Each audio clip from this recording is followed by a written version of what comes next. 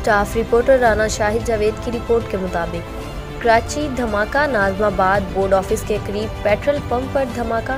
Rangers और police की भारी नफरी हादसे की जगह पहुंच गई। जख्मियों को अस्पताल मुंतकिल किया जा रहा है। आपको एक बार फिर बताते चले, कराची नाजमाबाद बोर्ड ऑफिस के करीब पेट्रोल पंप पर जोरदार धमाका। रेंजर्स और पुलिस की भारी नफरी हादसे की जगह पर पहुंच गई।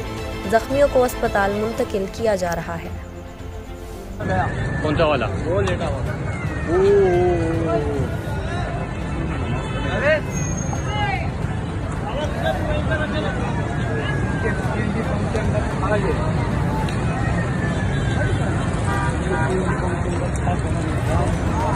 नंबर है 15115 15115।